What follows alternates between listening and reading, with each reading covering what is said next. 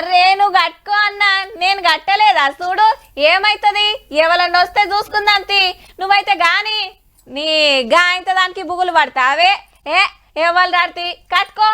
60 గజాల జాగల 6 అంతరాల బంగ్లా కట్టిన మస్తు కిరాయిలు వస్తున్నాయి అని కొందరు చాలా గొప్పగా చెప్తుంటారు. అప్పటికి మంచిగానే ఉంటది, గట్లనే ఏమన్నా అయినప్పుడే తెలుస్తుంది దాని భాగోతం.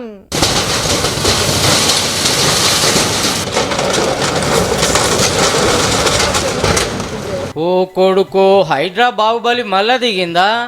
మళ్ళీ నీళ్ళకు సూటి పెట్టిందో పో అని అదురుకునేరు. దీని లెక్కేరే అగో పంజా ఇసురితే పరం అవుతుంది గోడ. పండ్లలు ఇరకబట్టి పొరం చేసి పడేస్తుంది. మీదికెళ్ళి సూటి పెట్టి చిన్నగా కిందికి వస్తుంది. గ్యాస్ సిలిండర్ అగుపడితే మెల్లగా బట్టి చిన్నగా కిందికి తెచ్చింది. అట్లని బంగ్లా చెరువు జాగల లేదు, పార్కు నవ్వుకొని కట్టలే, సర్కార్ జాగ సుధా కాదు. మరి ఎందుకు పడగొట్టిర్రంటే రాత్రి ఏమైందో చూడాలి ఫస్ట్. అగో బిల్డింగ్ వెనకకి ఎట్లా చూడంగానే చుట్టుముట్టోళ్ళంతా మస్తు బూలు పడ్డారు, పక్కా కూలుతుందని. పోలీసులకు తెలియంగానే ఉరికొచ్చి బంగ్లాలు ఉండేటోళ్ళని ఖాళీ చేపించిండ్రు. దీని వెనకాల వాళ్ళు బునాది తీసిండ్రు, గంతే. సపోర్ట్ తీసేసినట్టు ఒరుగుతూనే ఉంది.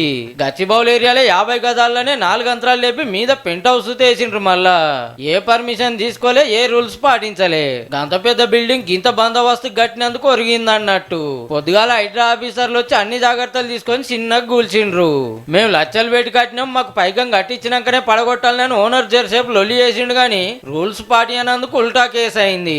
చుట్టుపక్కల వాళ్ళందరూ కడతారు, మేము కూడా కట్టినాం కానీ పక్కన అయినా గుంతలు తీసినప్పుడు మాకు ఇన్ఫర్మేషన్ ఇయ్యలే.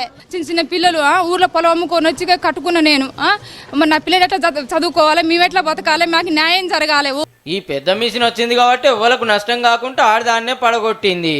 చూస్తుండ్రు కదా ఏమైతుంది, మా జాగా మా ఇల్లు మా ఇష్టం అని ఇష్టం వచ్చినట్టు కట్టుకుంటే అటెనక నెత్తికి చేతులు పెట్టే కథ అయితే సుమా.